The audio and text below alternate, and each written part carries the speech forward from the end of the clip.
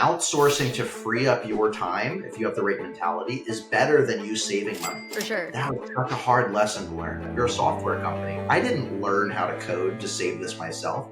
I brought on a trusted expert friend to do that so that I could focus on my expertise and save a lot of my time.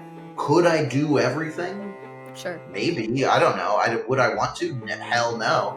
Would that bring me joy? Hell no. I've outsourced my suck, I always like to say. Austin Armstrong is a lifelong digital marketer, public speaker, 2x seven-figure entrepreneur, host of the podcast Business Talk, and CEO of Syllabi, an AI startup that helps content creators create, schedule, and publish videos in minutes. Austin has posted over 4,000 videos on TikTok, tripling his own business's revenue and thousands more across his clients' accounts.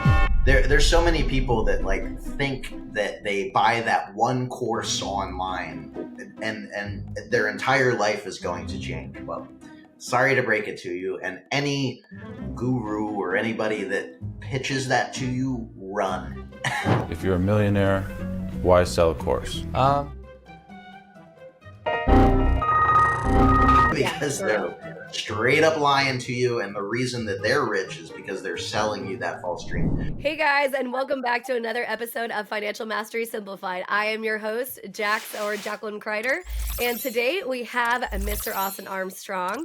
Austin is an amazing friend. We had met several years back at Video Marketing World, and he was such just a wealth of information, wealth of knowledge about all things, AI, all things video related content, you name it. And so I'm excited to have him on the show today. Welcome, Austin. Tell us a little bit about yourself and why you're excited to be on the show today. Yeah, thank you so much for having me on. It's always a privilege and a blast to chat with you. I'm just excited to just have a conversation, to be honest. I look for any excuse to talk about this stuff because the reality is that in everyday life, nobody cares about content strategy, social media marketing strategy, AI, developing different income streams, at least in my surrounding area. So I love talking about this stuff. And I'm just excited to share what I know. Hopefully it's helpful to people. And so we can all lift each other up. Yeah, absolutely. Well, and Austin was giving an interesting stat a moment ago before we started filming, and that was that most millionaires have at least 7 streams of income. And so I think a lot of people have this idea that you can get rich quick. You know, there's so many advertisements out there that it's so easy, man. You just start a real quick side hustle and the millions just start rolling into your door. And I wish it was that simple. But Austin could tell you more than anybody that that's just not the case. Oh my gosh, no, it's yeah, a lot of work. And there's so many people that think that they buy that one course online and their entire life is going to change. Well, sorry to break it to you, and any guru or anybody that pitches that to you, run. Because they're straight up lying to you, and the reason that they're rich is because they're selling you that false dream. It is there are clear paths, but you have to develop multiple streams of income, 100%. If you're just relying solely on your job, that's not going to get you to where you want to go. Right. I mean, it could probably produce you a very, cookie cutter kind of lifestyle if that's really what you're on board with and stuff like that and things. But I mean, I will tell you the kind of career path that maybe our grandparents or great grandparents and previous took, where you work for one company for 30, 40 years, and that company kind of took care of you from a pension aspect, etc. And you were kind of set up financially. It just unfortunately doesn't exist anymore.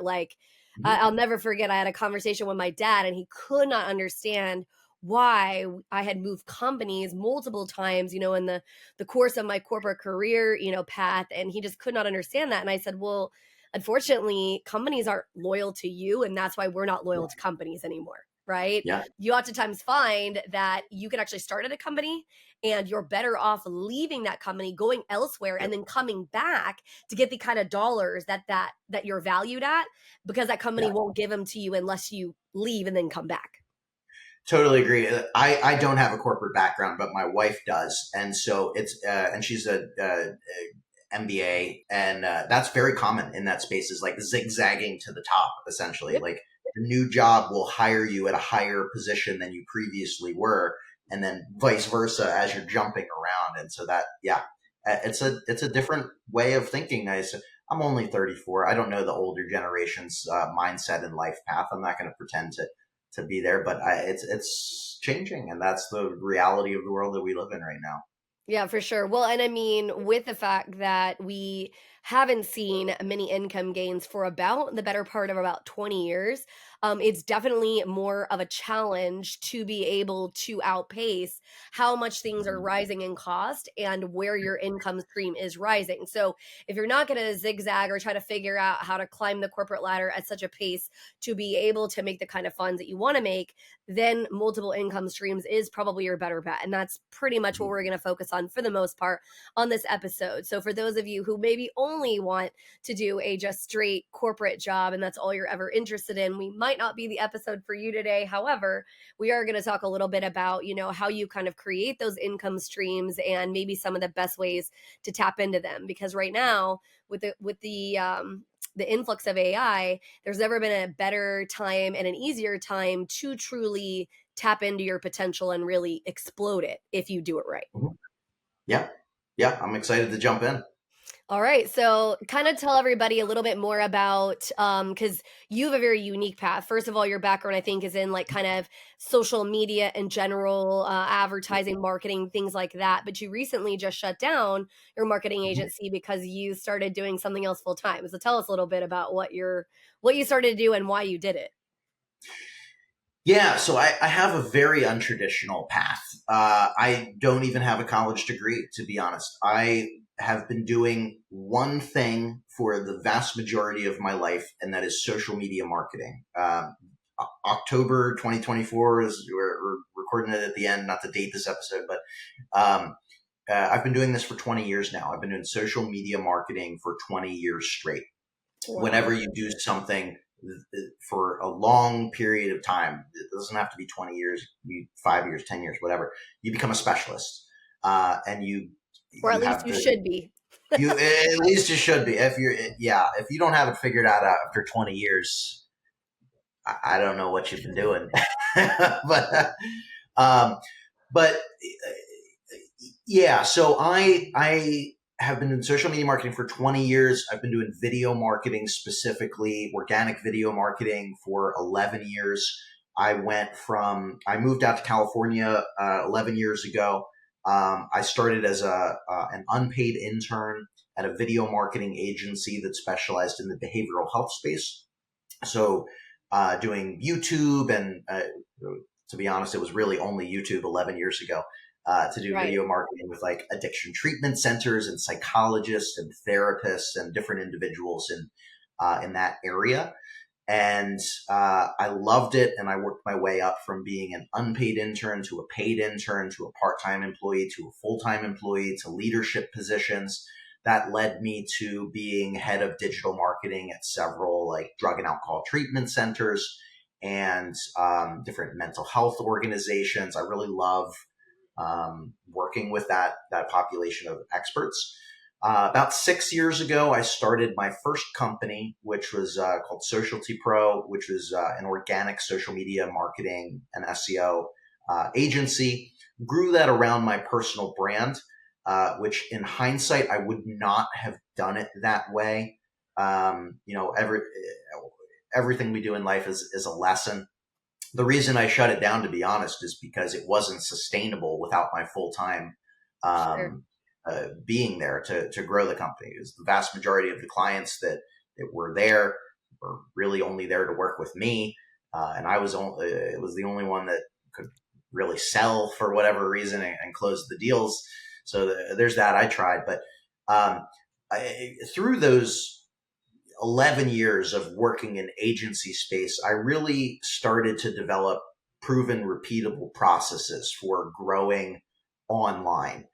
And there was also very repeatable problems that were the reason why a business owner or an entrepreneur would hire a marketing agency in the first place.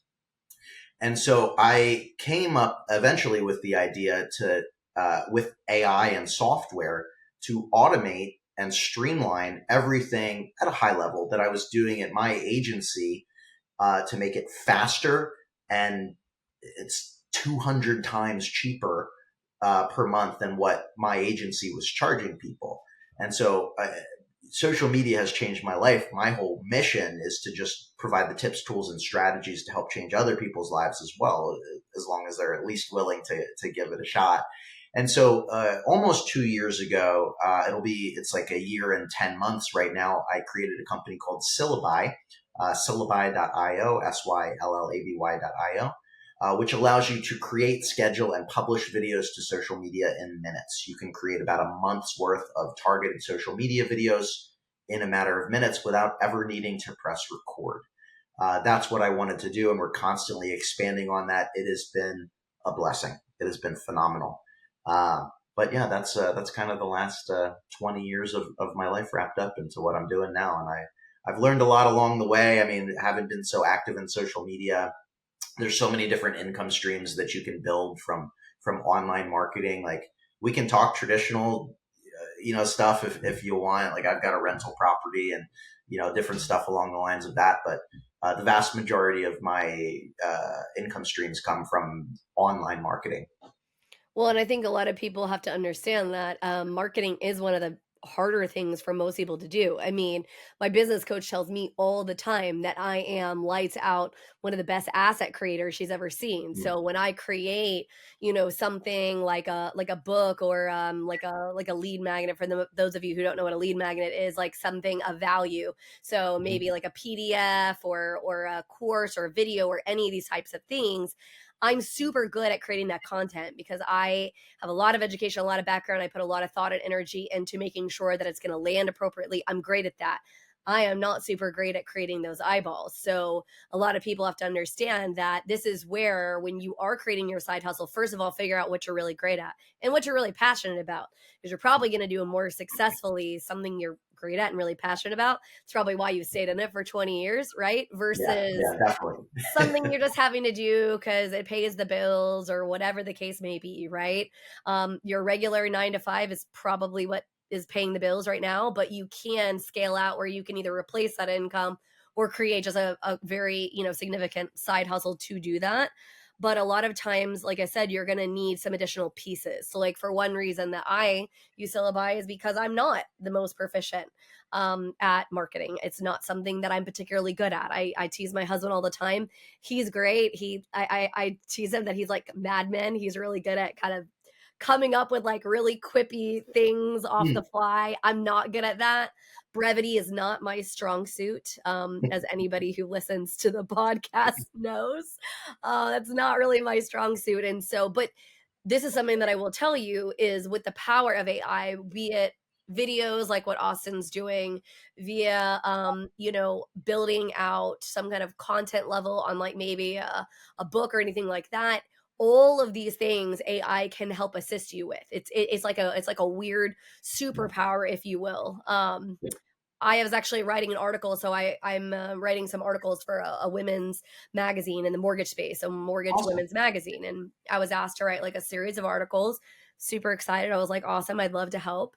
But I sometimes have trouble organizing my thoughts into a way that makes sense for people. It's why I like being in conversations with people, because that's easier for me to like stay on task and on point.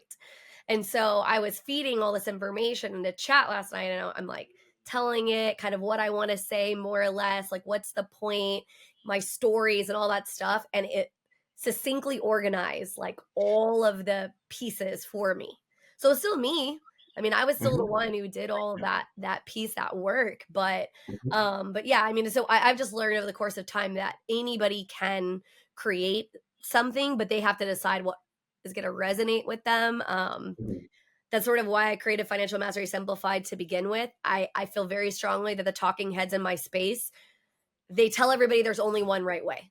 This is it. Just swallow this magic pill and you're going to be good. Like, you'll become debt free, or whatever the hell whatever their viewpoint of financial success is. And I'm like, pardon me, but that's BS. Like, your view of financial success, I guarantee you, is not my view, versus even maybe your wife's view, or your best friend's view, or you know what I mean, my brother's view. Like all those people have different viewpoints, and I firmly don't believe any of them are wrong. Yeah, there's so many ways to success, and exactly, success is defined differently from person to person as well. Yeah, so you just have to figure out, how you want to live. Maybe your 9 to 5 will cover your bills, right? Maybe Yeah, that's going to be sufficient enough. But it's probably not a horrible idea to maybe have something. But whatever it is you're going to do, please pick something that you like to do. Like everybody knows from all the episodes, if they've watched any of them, that I like to shop. And I joke all the time about my 40,000 cups that I have that are all freaking purple that are behind me. Um, and I like to shop. So like if I was wanting to come up with an additional side hustle, doing the ones where it's like a video on Amazon and where you're talking about the thing and why it helps your life would be a great choice for me. Okay. But my ops manager, who is the biggest minimalist ever, he'll wear a shirt until it's falling apart and has holes in it. Because why buy another one? I mean, it's serving its purpose, which is to clothe his back. He would be the worst person ever to do like a side hustle of trying to do affiliate marketing through Amazon, right? Like that would be miserable. Yep. Do you have something that would be miserable for you that you're like, oh, I could not create that income stream at all? I mean, he's like, I put him on the spot. He's like, yeah, you definitely put me on the spot. Like I don't, I'm not a finance guy, believe it or not, even though we're talking about this. Like I don't like really digging into the numbers. I like just creating content about what I am interested in, and everything kind of falls into place on the rest. I hate talking about politics, to be honest. So like I would never, I couldn't do that either. I would never in a million years be a political influencer or anything like that. I love eating food, but I don't like really cooking or preparing food, to be honest. So like I could never see myself doing that. Oh, another one. I'm not handy at all. I'm very good on computers, but I am not the DIY house guy. My wife is, to believe. My wife like has built furniture in our house. She's so handy. That's just not me. I'm not that guy. Me and my husband, so I get that. Yeah, I am just not that guy. So those are what comes to mind. I just stay in my lane, and it's worked. I have stayed in my lane for 20 years straight, and it's worked out in business and in life pretty well. But I think that what you said is interesting, right? You make the comment that, hey, the numbers end up working their way out. And so that's another thing that I feel like I definitely believe that you should goal set and you should have an idea. And I like I said, I tell my girls all the time, look, figure out where you want to be and kind of work backward, right? Like what kind of lifestyle do you want it to look like? Where do you want to go and kind of figure that out? And yes, you do have to kind of know the numbers-ish to figure that out. So like you have to have some kind of rough ideas. But I do firmly believe that if you're doing things that you're passionate about, if you're really putting in your effort and not just throwing money at everything, okay? So you can't just be willy-nilly throwing money at everything. But if you do it in a way that resonates with you, you will find success, financially and otherwise. And I think we too often focus so heavily on the numbers. And again, this coming from the numbers lady, like I love the math. I like to look at how all of that works. But what most people don't understand or believe is like the reason I got into mortgage is because like I was actually supposed to be a mechanical engineer. That's what I started going to school for. I was taking calculus 2 for engineers the very first semester in college. I love math. I like calculus. I like all that stuff. But I didn't like that math didn't really intersect with people. I didn't like that. And mortgage was like a math that intersected with people. And there was some pliability to those numbers, some creativity, if you will. And I think that a lot of people don't realize that it's the same thing in life. There's creativity with your numbers. It's just you have to be self-aware enough to know like what you want and kind of where you're going. And a lot of people just don't have a clue about that. And so they're like, why am I not succeeding financially? Well, where are you even going? Like, do you have an idea? You know what I mean? Like, do you have a thought where you want to be? Like you were saying, you don't like to cook. So I guarantee you one of your goals is that you and your wife are able to eat out a whole bunch because that's miserable. Absolutely. Oh yeah. I mean, I eat out constantly. Yeah. We're haven't pulled the trigger yet, but probably personal chef. Yeah. No, exactly. And so that's one of your goals. Whereas I'm the opposite of you. Yeah. I love to cook. Like I Yeah. find a lot of self-worth in creating. There's like something about that process that for me is Yeah. very cathartic. Like Mhm. feeling like I fed my family and that I was able to Yeah. pick the ingredients and make them kind of marry together in a way, right? And so Mhm. like I did a whole episode by myself where I talked nothing about how I save money through food because it's one of the biggest things that you will spend money on. Mhm.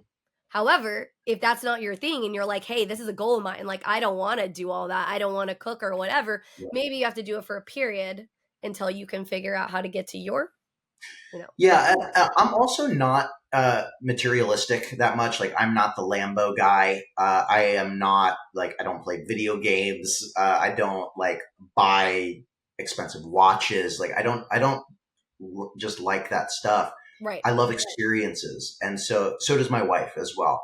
And so that's what like drives us is like I love being able to like if I want to just go out on a Tuesday and order a double lobster tail, I can do it comfortably. Stay tuned. We'll be back right after this message from our sponsors. Welcome to Financial Mastery Simplified, your go-to podcast for making smart money decisions. We break down complex financial topics into easy-to-understand advice you can use every day. Our experts cover everything from budgeting and saving to investing and retirement planning. We give you the tools to take control of your money and build the future you want. With Financial Mastery Simplified, you'll feel informed and empowered to make the best choices for your financial health. Tune in to Financial Mastery Simplified on your favorite podcast platform. Start your journey to financial confidence today. Welcome to House U, where we believe in the power of education. At House U, we're more than just a brand. We're your partner in home ownership, dedicated to educating, equipping, and empowering you every step of the way. Education is at the heart of everything we do. We offer comprehensive resources designed to make home ownership simple and accessible for all. From understanding mortgage options to mastering home maintenance, House U provides the knowledge you need to make informed decisions with confidence. We host workshops and seminars, bringing together experts and community members to share insights and build a stronger, more informed community. Because when you're educated, you're empowered. House U, home ownership made simple for all. Visit our website or contact us today to start your journey with House U. Empower yourself with knowledge and embrace the joy of home ownership. Thanks for your patience. Now back to our conversation. You know, we're like we go on I just went to the World Series on a whim, like Yeah. you know, a lifelong dream like that. I will forever remember last night going and seeing the Dodgers kick the Yankees' ass 3-0. Like that is what I like increase my wealth for, to do amazing memories and think. Like I don't care about the things. So like that's how I sort of maneuver through life and make eating like yes, I could definitely save money, but I love eating. So like But I was gonna say, but that's what drives me crazy about some of the talking heads is because yeah. they're like, no, Austin, you should never, you know what I mean? Like you should save all and it's like, but that's not the case. So there's like two schools of thought. You have the people who are not planning for anything. They are failing financially because they're like YOLO and they're buying things willy-nilly, hoping that they're going to fill the void in them. I firmly believe that intention is what's going to drive you towards success. You have a thought in mind, you have where you want to go, you know yourself, right? Like you know that about yourself. And good for you for knowing that, because so many people will lie to themselves, oh no, I don't need to eat out, or like I am materialistic, I do like stuff. Yeah, and It's there's nothing just wrong with that. yeah, it's just like I like to shop. I like to buy things. Now probably too much, and I talk about that too. I throw myself under the bus a lot, and talk about how I have to make sure that I'm also buying things with intention, because it's super easy to get caught up in like the YOLO or oh my gosh, I have to have that fill in the blank, whatever it is, or Yeah, I have to sure. eat at that restaurant or whatever the case may be. But you just have to really think it through. And so, yeah, you might need a side hustle, or you might need to have a period of your life where you buckle down to figure out how that looks financially for you. Right. Yeah, absolutely. But I just think a lot of people don't think that through, right? Or they're not like you. Like, honestly, I applaud you that you found something that you loved early and you are Mm. willing to do the work. I mean, I don't know if everybody heard what he said. He said that he was an unpaid intern. How many people would have made that sacrifice in their life? Because I'm sure that during that period, that was not a fun financial time for you as an unpaid Oh intern no. living in Cali. No, for many, many years, I, ate the ramen from the Walmart across the street from the house I lived at with several roommates. Yeah. I always saw the big picture though. I always zoomed out and, like you said, like saw where I wanted to be and reverse engineered and like that. And there were other people at the company too that did not have that same mindset, that Right. came and went and said, no, I don't want to work for free. And I get that. And if that's not you, that's fine. But I saw that big picture and it absolutely worked. My boss is now my business partner. And that Nice. he has invested in me tens of thousands of dollars, sending me, like, I was just fortunate, to be honest, to stumble into a position where I found a mentor and has come along. Like, we trust each other fully. We've worked together for 11 years now, two different companies, big picture, lots of alignment. It just has brought me into his family. I'm so fortunate and lucky, to be honest, to have stumbled into that, and lucky that I found what I am so passionate about at an early age. And I recognize that like so many people are still trying to find that thing. And I don't discredit that at all. I didn't, like, when I was 14 years old, be like, this is what I want to do the rest of my life. No, I just like stumbled into something that I really enjoyed and never wanted to stop doing it. Absolutely. But I think a lot of people, again, this comes back with being intentional. Like, you know what I mean? If you have something that you're really passionate about and maybe it doesn't financially work on paper immediately, again, you can kind of get creative. You can kind of think outside of the box. There's ways that you can accomplish it. But a lot of people don't like that. Success almost always comes with sacrifice. I literally did a post a few days Absolutely. ago about me, and I'm sitting on a bed, and just so we're clear, in this photo, I'm sitting on a bed in my mother's house. Yes, I'm over 40 years old and we are temporarily living with my parents. It's a very long story on how all of that played out, and I will talk about it on some episodes in future, but the truth is that I have multiple jobs. I am grinding it out. I have been writing a book. I'm actually in the process of writing several different books. I do this podcast. I'm trying to create free resources to help people. It's not always as pretty as I want it to be, but I know to get to where I want to be in life, if I'm not willing to make the sacrifice, no one's going to make that for me. It's got to be me going there. Yeah. Yeah, and I think you also really appreciate things more as you stick with it. Like, because there were so many instances where I couldn't fill my gas tank. I just had to put $5 in just to get Yep. around for a little bit. And I still think about that. Like, when I go to fill up my tank, like, I fill up my tank now and I'm like, wow, I don't have to just put $5 in the tank anymore and worry about if I'm going to run out of the gas on the side of the road. And like, that could feel uncomfortable to people, right? Like, why put yourself through that at all when you could have like maybe a sustainable baseline? But I saw that big picture and I put in the effort and put in the years. And when you do that, like, at least for me, I consistently saw growth year over year as a human being. My skill set, my salary, the revenue that I'm bringing in, it stacks as long as you continue down that path and continue learning and continue growing.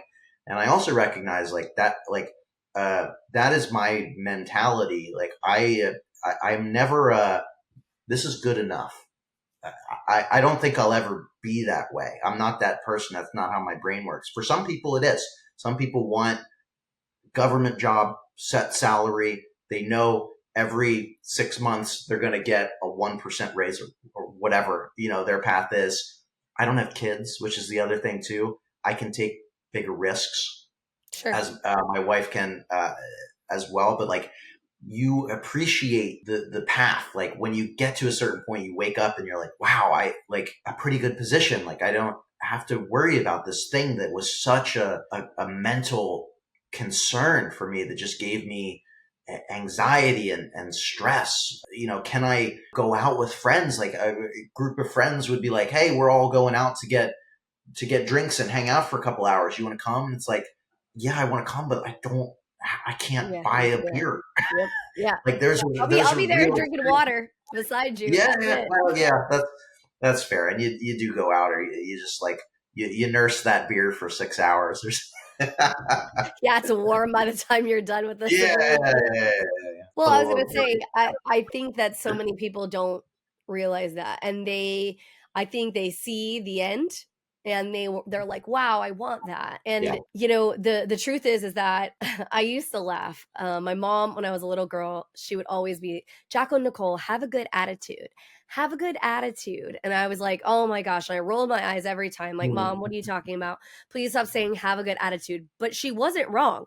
If you're it's that mindset, that attitude, like where your thought process is, that's going to yield the positivity. And it Yeah. took me a lot of years, way more than I'd like to admit, where I did sort of have, negative Nelly kind of attitude where, oh my gosh, and the world's against me. And the truth is, like you were talking about luck, I don't necessarily know 100% if I believe in luck. I think a lot of times it's what you're putting out there. What are you putting into the Yeah, universe? What are you expecting to get back, right? If you're that's right. expecting bad things to happen, guess what? Bad things are probably going to happen.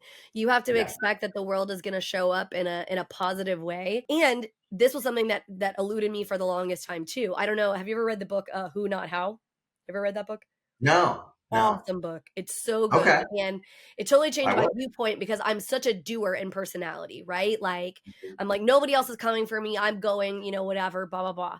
But I started recognizing that there were other who's in my life that could help me if I just raise my hand.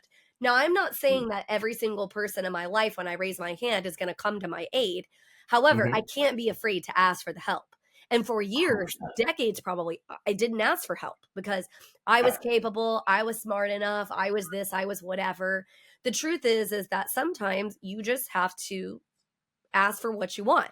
I mean, a perfect example is this conversation. So I have a lot of great respect for Austin. He has a lot more eyeballs than I have because of what he is good at. And if you've never watched his videos, you have to watch the ones where it's like knowing this piece of tech feels illegal. They're hilarious. He does lots of videos like this, and I was like, you know what? I would just love to have him on my podcast. He's such a positive guy. He has such a positive attitude, and so I said, I'm just gonna ask him. I'm gonna ask him if he wants to be on the podcast. He could say no, and that's totally a possibility. But guess what? The answer is always going to be no if I never ask. Yeah. And so here we are having the conversation. I love that. I resonate so much with you. And I love you, Jacqueline. Of course I would say yes. A million. I But know, like, but you know what? You just never know. I mean, because people are busy, people have stuff going on, and I appreciate that. I appreciate their time. yeah, most people want to help. And, a lot of our egos get in the way that prevent us from asking for help. So I completely agree there. Like so many people are like, I can figure this out myself. I can do this. But could you do it faster and better by just asking for help? A really cool story I just want to share. The reason why we met is through Video Marketing World. Yep. The reason why I was at Video Marketing World is because I asked. I had attended Video Marketing World years prior, loved it, learned a lot, was in the back of the room, started applying stuff, started growing on TikTok. I contacted Scott Simpson, who was the owner of Video Marketing World, on Facebook. I was in the Facebook group. And I said, hey, I love the conference. I've been before. I recognize that you haven't had a TikTok speaker yet to talk about TikTok. I've been growing pretty quickly on it. If you're ever looking for speakers, it's my dream to be a public speaker. And that's real. It's like a dream that I had and I've accomplished. But I asked him that, and he interviewed me on his podcast first to like test it out. And of course, you got to deliver, right? So of course, I knocked it out of the park. And I shot my shot again. I said, if I don't have a lot of experience, I have some experience. I would love to have the opportunity. And it just worked out. He said, we were going to have somebody be a TikTok speaker, but it didn't, there was a personality clash or something like that. And he said, would you like to lead the first ever TikTok for Business panel at Video Marketing World? And I said, absolutely. Put me in, coach. And so, I did all the due diligence and it was a great panel. It was well received, and I did so well that he invited me back the second year as a standalone keynote speaker, which is where we met. That's I was right. a standalone keynote speaker talking about TikTok for marketing, and that was a great conference. I love that conference. Fast forward to today, I am now business partner and half owner of that conference, and we're pivoting it to AI marketing world from video marketing world. So I'm partners with Scott. Awesome. But all of that would not have happened if I didn't ask, if I didn't That's put right. out something that Scott was in a position to help me with. He could have said no, and it would have been okay. I still would have pursued my dream in other capacities. But he said yes. And Scott and I have become really close friends. I love Scott. I talk to Scott almost every day now. I love that too. And yeah, I mean, you don't know like what path you will go down just by asking for help. Oh yeah, for sure. Well, so I'm a part of a virtual local networking group, and we have a saying, and it's get into rooms where the thinking outthinks you.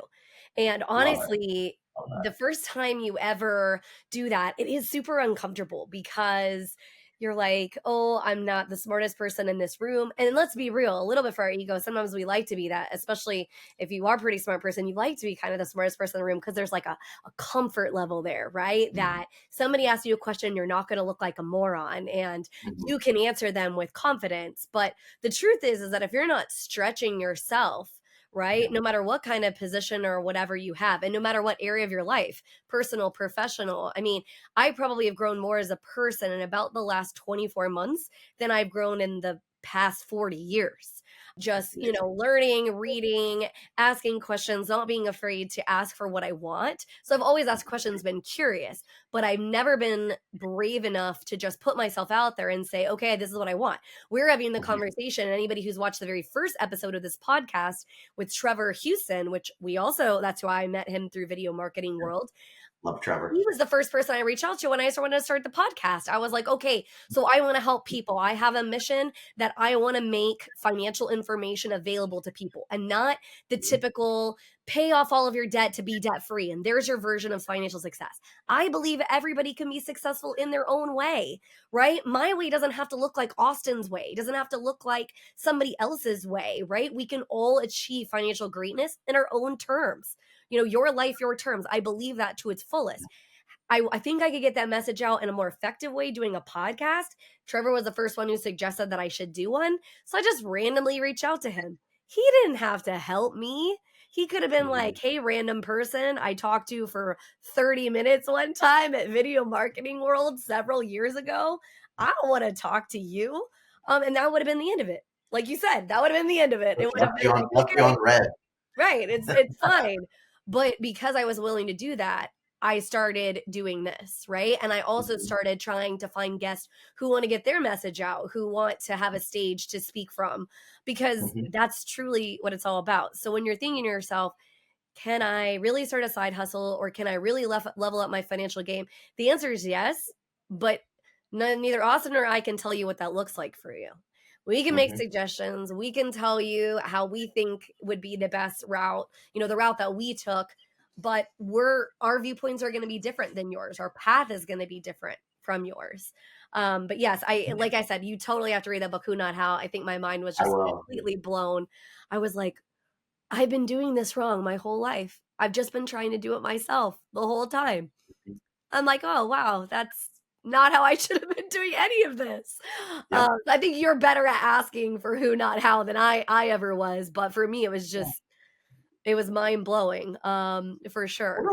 We're always learning. I mean, there's so many, but like that, I'm excited to read that book. That sounds great. I mean, there was a recent book, Buy Back Your Time by Dan Martell, which is phenomenal.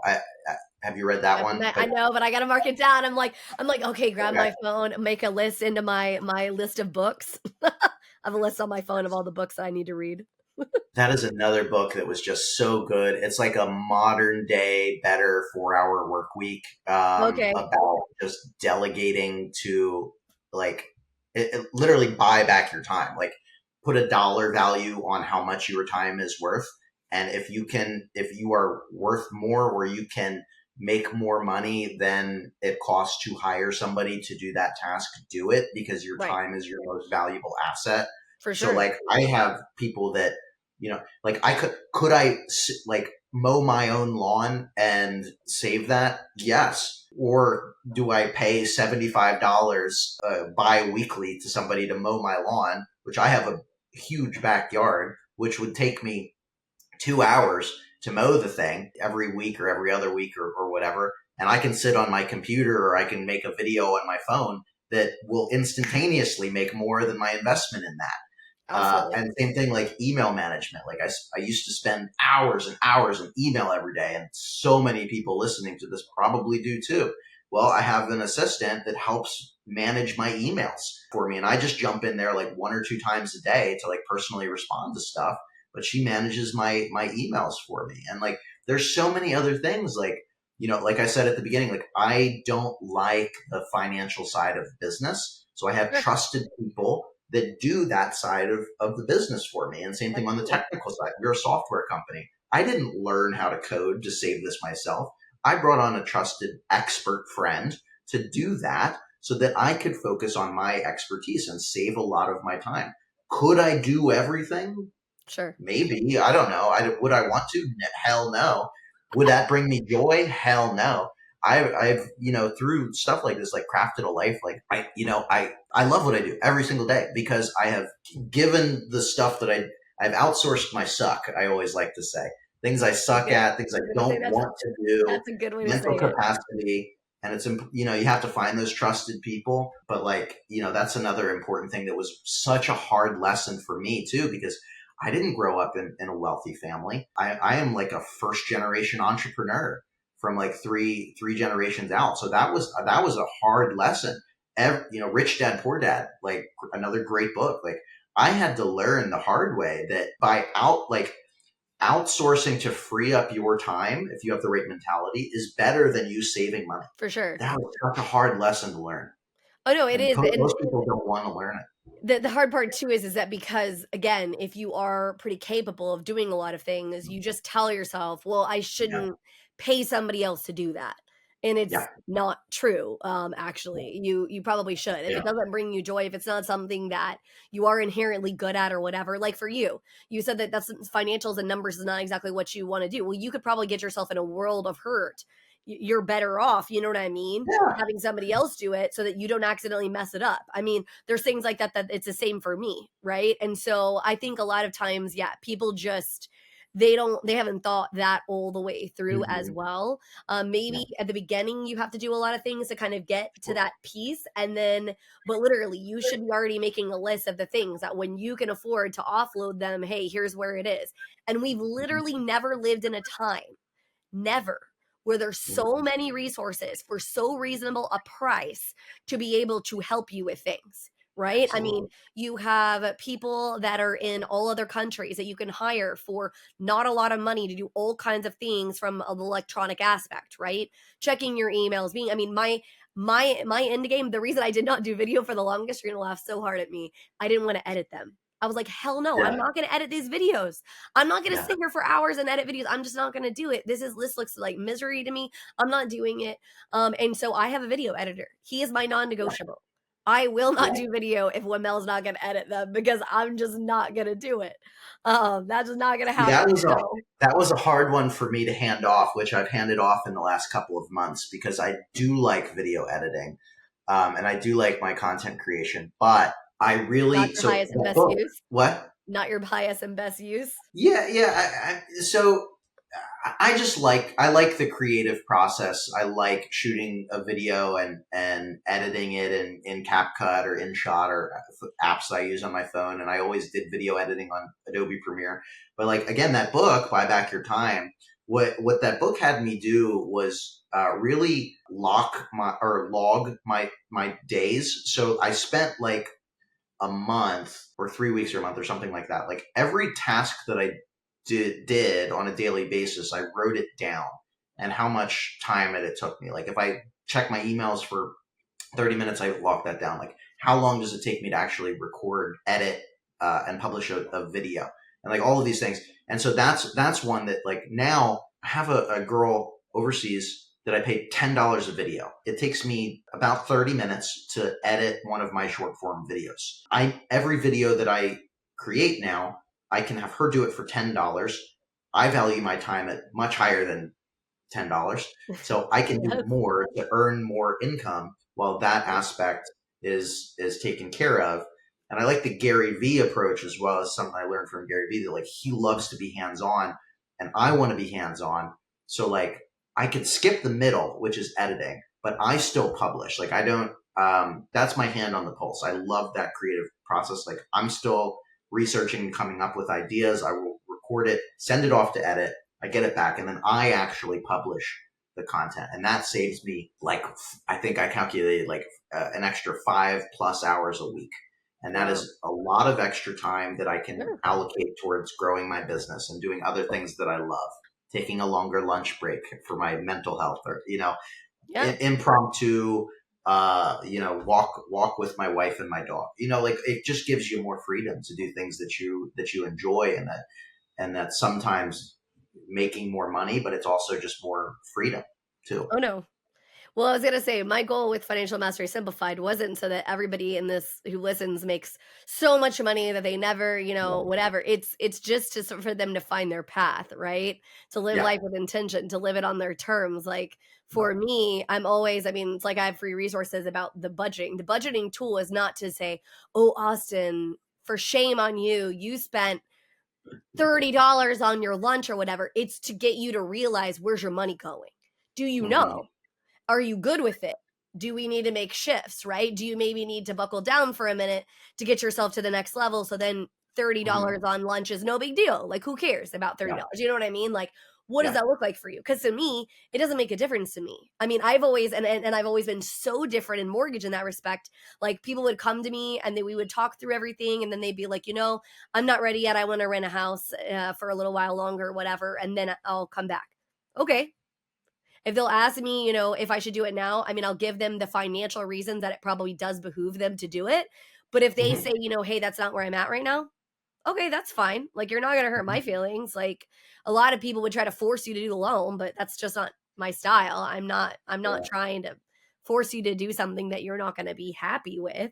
And so I just think that a lot of people don't think that through. And as we're coming to the close, Austin, tell everybody, what you enjoyed about today. And also, I think with your company, you do have a special offer for listeners. So if they are looking to level up and maybe do some video marketing things, they could utilize your resources as well. Yeah, absolutely. I just love talking about this stuff. Like I said at the beginning, you're always a pleasure to talk to. And I think this was just a really fun conversation that I'm happy that we are both in a position to spend our time sharing and educating and saying what's been working for us. And hopefully it inspires or helps some other people. Maybe there was hopefully some nuggets of wisdom that people could take away from this. I took, the book away. I'm always learning every conversation too. I'm excited to read that book.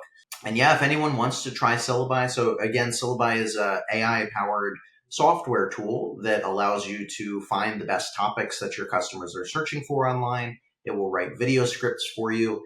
It will create videos however you want. So you can create videos with your own AI avatars or stock avatars or faceless videos, or you can edit directly in Syllabi. We have a custom video editor. So if you just want to find topics and write a script and then you actually record the content, you can edit it, and then you can schedule and publish it instantly to all of your social media platforms. We have a content calendar. We connect to every major social media platform. It's $25 a month that you can create about a month's worth of content for next to nothing.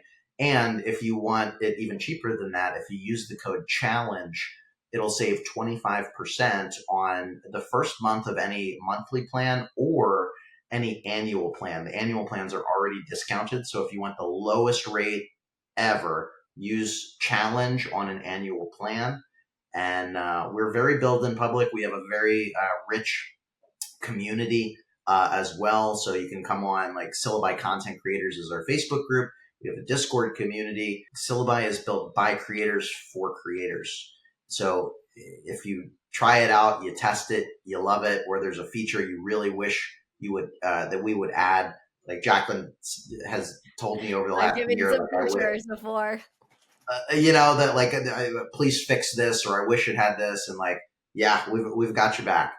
we do the best that we can. So, we invest in you as you invest in this company's growth. And that's one of the things that sets us apart. But yeah, syllabi.io, syllaby.io. Use the code challenge to save 25%. And we'll go ahead and we'll make sure that in the show notes that all that information is there as well. Well, it has been a pleasure, and we hope that you got something out of this episode of Financial Mastery Simplified, and we hope you see you next episode.